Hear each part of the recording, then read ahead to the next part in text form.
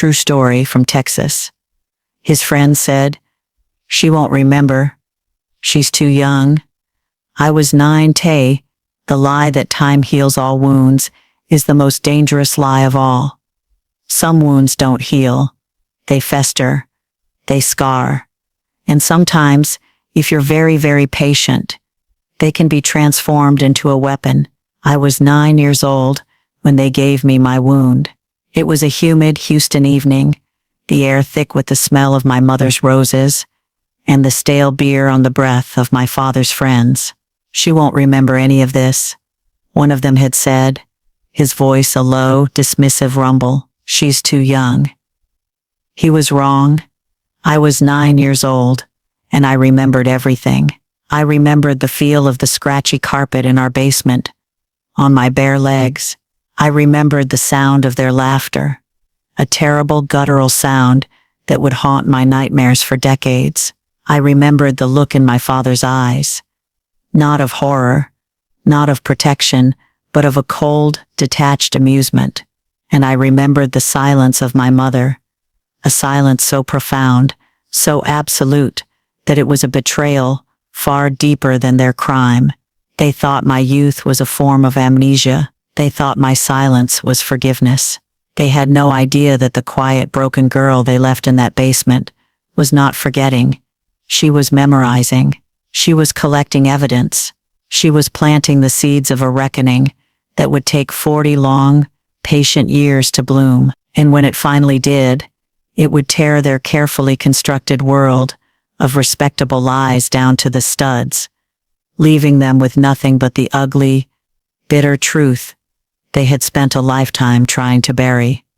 It all started in a house that was a masterpiece of suburban deception. From the street, it was a picture of American prosperity, with its neatly trimmed hedges and a welcoming front porch where my mother, Nancy, grew prize-winning roses. Inside, it was a kingdom ruled by the volatile moods of my father, a distant, often absent man, and the brittle, iron-willed anxieties of my mother. Nancy's love was a transaction. It was earned, through obedience, through quietness, through my ability to be an unobtrusive accessory to the perfect family she was trying to project. Her highest compliment was, "Margaret is such a good, quiet girl." My father, Tyler, was the sun around which our family revolved. He was handsome, charismatic, a man's man who hosted poker nights in our basement and coached the local Little League team.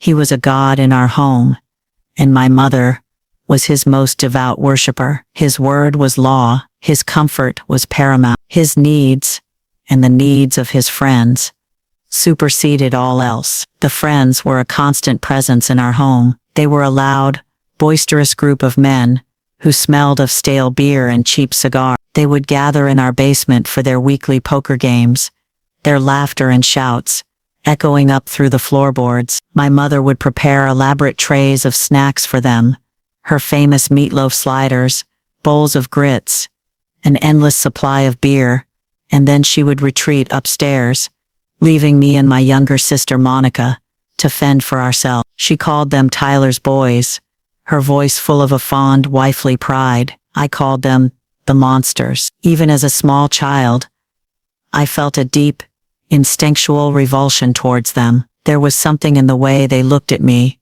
a gleam in their eyes that made my skin crawl. There was a casual cruelty in their teasing, a possessiveness in the way they would ruffle my hair or pat my shoulder. My mother dismissed my discomfort as shyness. "Don't be rude, Margaret," she would scold.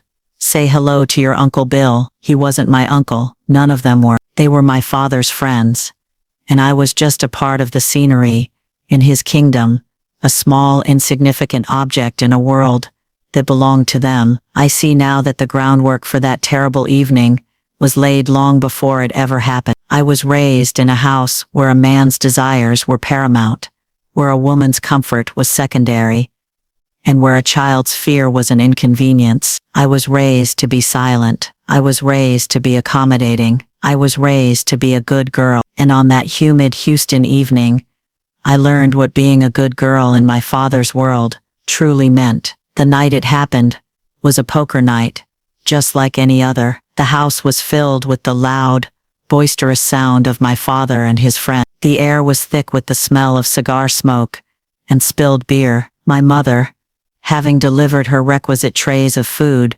had retreated to her bedroom with a headache, a common occurrence on poker nights. My younger sister, Monica, was already asleep. I was supposed to be in bed, but I had crept downstairs to get a glass of water. I was tiptoeing through the darkened living room when my father saw me. "Well, look what we have here," he said, his voice a low, slurring drawl. "It's my little Maggie. Come say hi to the boys." The men at the poker table turned to look at me, their faces flushed with alcohol, their eyes holding a strange, hungry gleam that I didn't understand but instinctively feared. I wanted to run, to retreat back to the safety of my room.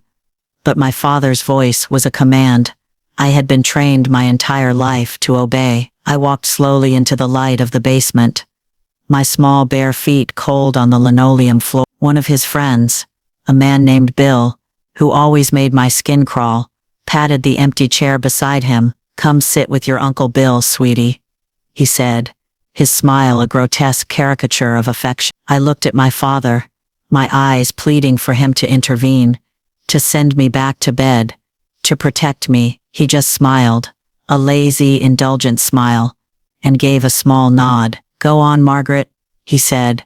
"Don't be rude." And so I said. The game continued around me, a chaotic whirl of shouted bets and slapped cards, but the energy in the room had shifted. I could feel their eyes on me, a heavy, suffocating weight. Bill's hand was on my knee, his fingers squeezing just a little too tight. He leaned in close, his breath hot and sour on my cheek. "You're a pretty little thing, you know that?" he whispered. I froze, my body rigid with a terror so profound it was paralyzing. I looked again at my father, who was sitting directly across the table. Our eyes met, and in his I saw, not a flicker of concern, not a hint of paternal protection. I saw a cold, detached amusement. He was watching, he was enjoying this. That was the moment I understood. This was not a game that had gone too far. This was the game. I was the prize. The next hour was a blur of unspeakable horror. They took turns. That's the only way I can describe it. They were not men anymore. They were a pack of animals, and my father, my own father, was their silent, approving alpha. I don't remember the specifics of the pain. My mind has mercifully shrouded those details in a thick, protective fog, but I remember the feeling of being an object, a thing to be used and discarded. I remember the sound of their laughter, a terrible guttural sound that will haunt me for the rest of my life. I remember the smell of them, a foul mixture of sweat and beer and stale smoke. I remember staring at a water stain on the ceiling, a brown, amoeba-like shape, and focusing on it with all my might, trying to transport myself to another place, another world, another life. When it was finally over, they were done with me. They went back to their game, as if nothing had happened. I was left, a broken, silent heap in the corner of the room. It was one of them. I don't remember who said the words. "She won't remember any of this. She's too young." My father had just chuckled. It was he who finally spoke to me. He walked over, not to comfort me, not to help me, but to deliver his final damning instruction. He crouched down, his face a cold, impassive mask. "Go to your room, Margaret," he said, his voice a flat, unemotional command, "and we will never speak of this again." I stumbled to my feet, my body a foreign country of pain and shame. I walked up the stairs, each step a monumental effort. I did not look back. I did not need to. I knew what I would see. I would see a monster who wore my father's face, sitting at a table with his friends, shuffling a deck of cards, as if he had not just presided over the ritual sacrifice of his own daughter. I made it to my room, and locked the door, my movements stiff and robotic. I crawled into my bed and pulled the covers over my head, creating a small dark cave of shame and terror. I did not cry. The shock was a dam holding back a flood of tears I knew would drown me if I let them come. I just lay there, my body trembling with the aftershocks of the trauma, the sound of their laughter still echoing in my ears. I don't know how long I lay there, but eventually, The sounds from the basement died down. I heard the front door open and close as the friends left. I heard my father's heavy footsteps on the stairs. He paused outside my door for a long, terrifying moment, and then he continued on to his own room. The silence that followed was the most menacing sound I had ever heard. The next morning, I moved through the house like a ghost. I could not eat. I could not speak. The world had been drained of its color, its sound, its meaning. I was a hollowed-out shell, a silent, walking wound. My mother, of course, noticed my silence, but she did not see it as a symptom of trauma. She saw it as an act of defiance. "Margaret, what is wrong with you?" she snapped at the breakfast table.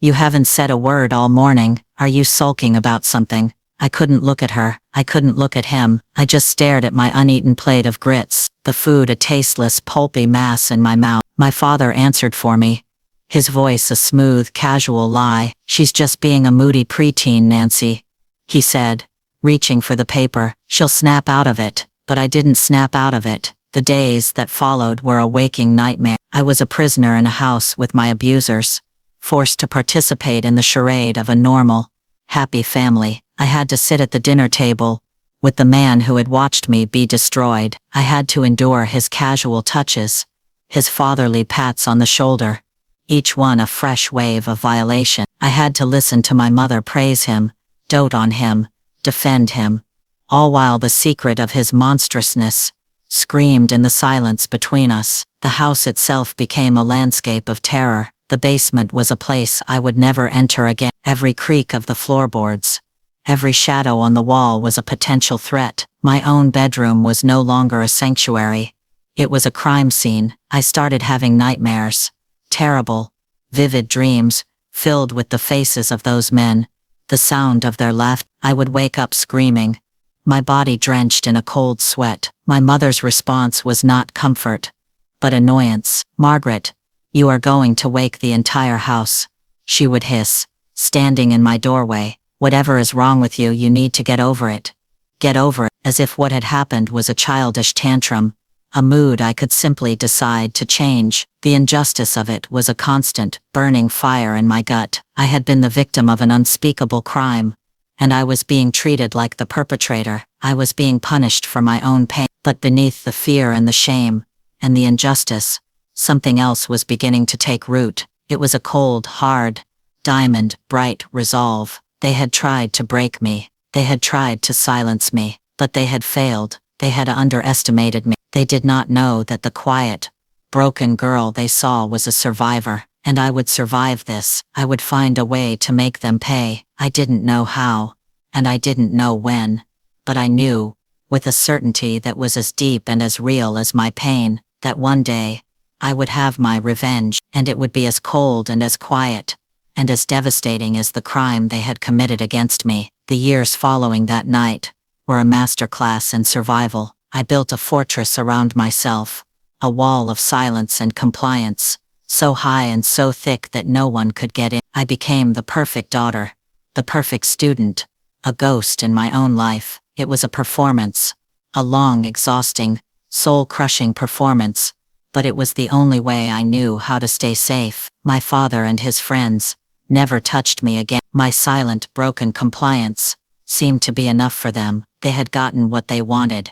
They had established their power. Now they were content to let me live in the cage they had built for me. My mother continued to be his most loyal and effective ward. She policed my clothes, my friends, my very thoughts. I was not allowed to go to sleepovers. I was not allowed to go to school dances. I was not allowed to have a life outside the walls of our perfect brick house. She was terrified of what I might say, of the secret I might reveal if I was ever out of her sight. School became my only refuge. I poured all of my energy, all of my pain, all of my rage, into my studies. I excelled, graduating at the top of my class. I earned a full academic scholarship to a university in Chicago, a city blessedly, gloriously, far from Cincinnati. My departure was a relief for everyone. They were glad to be rid of the silent, walking accusation that I represented, and I, for the first time in my life, was free. College was a rebirth. It was a world where I could be anyone I wanted to be. I chose to be Margaret, a quiet, serious, brilliant student of finance. I was drawn to the clean, cold logic of numbers. Numbers didn't lie. Spreadsheets didn't have mood. There was a safety in the certainty of a balanced ledger that I had never known in my own home. I made one friend, a girl in my economics class, named Monica. She was loud and funny, and she saw through my carefully constructed walls to the person hiding inside. She became my lifeline, my confidant, my sister in every way that mattered. After graduation, I took a job at a high-powered investment firm in Chicago. I was good at it. I was ruthless. I had learned in the hardest way possible that the world was not a safe place, that you had to be smarter and tougher and more strategic than your enemies. I poured all of the rage and pain of my childhood into my career. I worked harder than anyone else. I took risks. I made a fortune. I became a woman of power, a woman of means, a woman my parents would not have recognized. My contact with them was minimal. A perfunctory phone call on holidays, a sterile impersonal card on their birthdays. They knew I was successful. They saw the expensive clothes I wore on my rare visits home, the nice car I drove, and they were in their own twisted way proud. My success validated them. It proved that they had been good parents, that their difficult daughter had turned out all right. After all, they had no idea that my success was not a testament to their parenting. It was a testament to my survival of it. They had no idea that every dollar I earned, every asset I acquired, was just another piece of ammunition. I was stockpiling for a war I had been planning for 40 years. The catalyst for my revenge came in the form of a phone call. It was my mother, her voice, a reedy, panicked whisper. "Margaret," she'd said, "your father is sick. The doctors say it's his heart. It's bad." A part of me, the small, broken child who still lived somewhere deep inside, felt a flicker of something that might have been sadness, but it was quickly extinguished by the cold, hard resolve of the woman I had become. I flew back to Cincinnati, not out of love, but out of a sense of grim, strategic duty. I found my father diminished, a frail, gray-skinned, old man lost in a tangle of hospital tubes. The monster who had haunted my childhood was now just a pathetic, dying animal. My mother was a wreck, her carefully constructed world crumbling around her. She clung to me, her hands trembling, her face a mask of fear and desperation. "What will I do without him, Margaret?" she'd sobbed. "How will I manage?"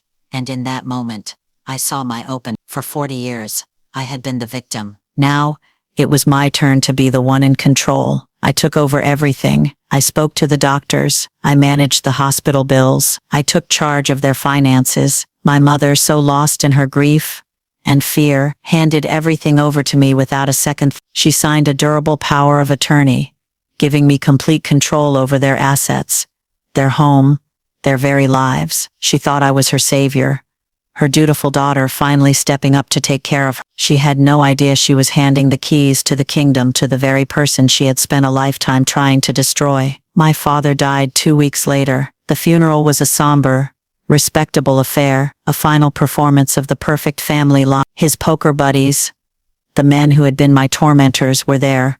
Of course, their faces a mask of grief. They looked at me with a new kind of respect, the respect of men who recognize power when they see it. They had no idea that the powerful, successful woman they saw was the same terrified little girl they had violated all those years ago. After the funeral, my mother was completely lost. She was adrift in a sea of grief and financial confusion, and I was her only lifeline. "I can't stay in this big house alone, Margaret," she cried. "You have to help me." And so I did. I helped her. I told her the best thing to do was to sell the house, to downsize, to simplify. I told her I would handle everything. She agreed, grateful, relieved. She trusted me completely. The house, the scene of my greatest trauma, the symbol of their monstrous betrayal, was sold in less a month. The proceeds were deposited into the joint account that I now controlled completely. The first phase of my plan was complete. The kingdom they had built on my pain had been liquidated. Now it was time for the final devastating act of a revenge,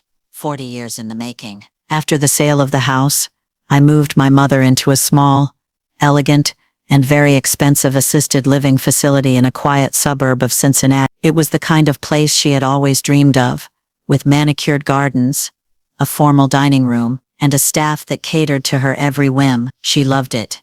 She felt like a queen.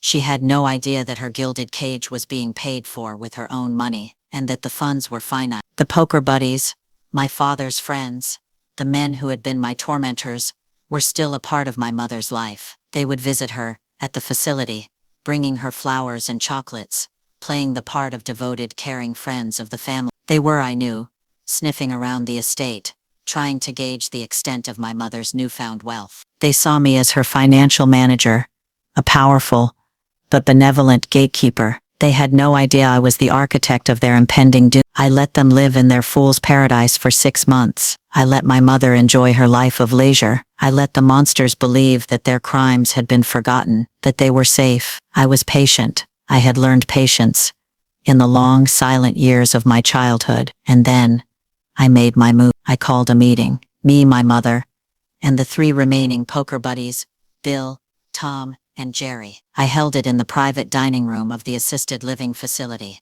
I told them I had finalized my father's estate, and that I had some documents for them to review. My mother was excited. The men were practically vibrating with greed. I laid a single folder on the table. Inside was not a will, not a trust fund, but a single meticulously detailed document. It was a civil lawsuit. A lawsuit filed by me, Margaret Davis, against my mother, Nancy Davis, and the 3 men sitting at the table. The charges were clear: conspiracy to conceal a crime, infliction of emotional distress, and aiding and abetting in the abuse of a minor. The lawsuit detailed every instance of abuse I could remember, every cruel word, every act of neglect. It included a sworn affidavit from a therapist I had been seeing for years, a woman who had helped me piece together the shattered fragments of my memory. And it demanded a single thing: every penny of my father's estate, as punitive damages, for a lifetime of pain. They stared at the document,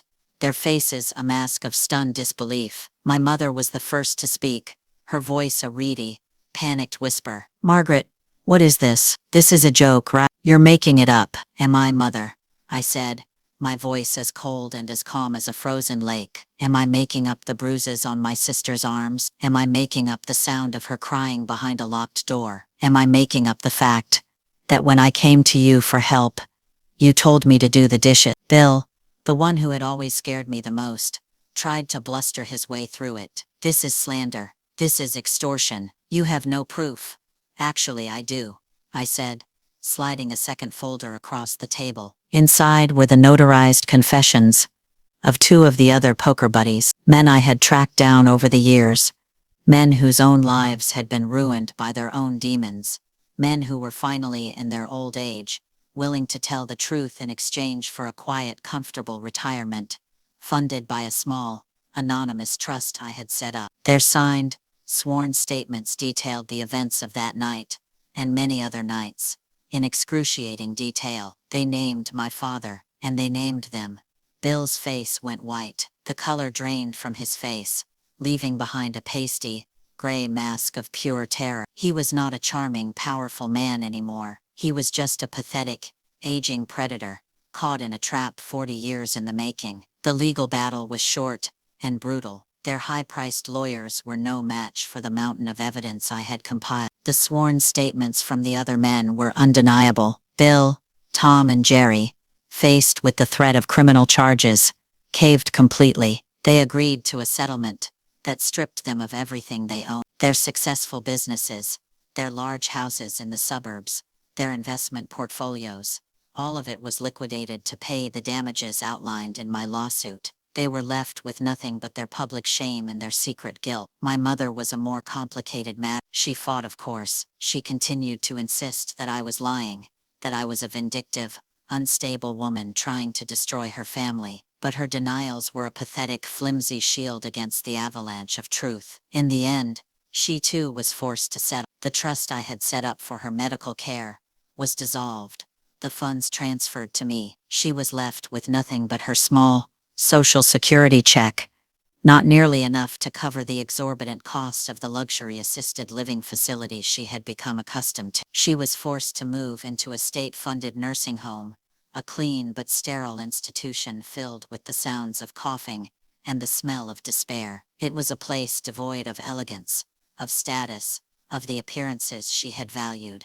Above all else, it was her own personal hell. The poetic justice of their downfall was not a source of joy for me, but it was a source of a deep, profound and solemn peace. They had built their lives on a foundation of my pain, and that foundation had finally, irrevocably, crumbled. They had tried to bury me, but they had only succeeded in burying themselves. As for me, I took the fortune I had reclaimed and I did something with it that had meaning. I established a foundation, a large, well-funded organization, dedicated to providing legal aid, therapeutic services and safe housing for child survivors of familial abuse. We named it the Unspoken Fund, a quiet final rebuke to the silence that had defined my childhood. It was my way of turning my pain into a legacy of protection, of ensuring that no other child would ever have to suffer in silence, as I and my sister had. I sit now in the quiet, sun-drenched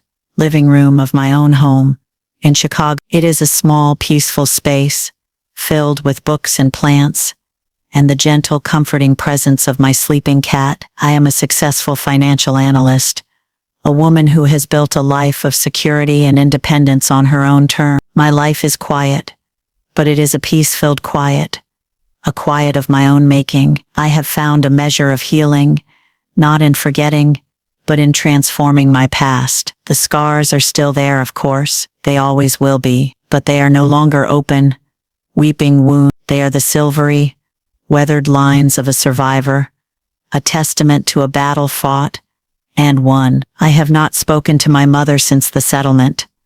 I have no desire to. She is a ghost from a past I have worked too hard to escape, a bitter, lonely woman, railing against the injustice of her fate, to anyone in the nursing home who will listen. My uncles are broken men, living in small rented rooms, their charm and arrogance long since eroded by their public disgrace. They are living in the prison of their own making, and I have found my freedom. My story is not a happy one. It is a story of profound and unimaginable betrayal, but it is also a story of resilience, of survival, of the quiet, unshakable power that can be found in even the most broken of hearts. It is a testament to the fact that even when the people who are supposed to love you most try to destroy you, you can still choose to live, you can still choose to fight, and you can still choose to win. They thought I wouldn't remember, but I remembered everything, and in the end, my memory was the weapon that brought their entire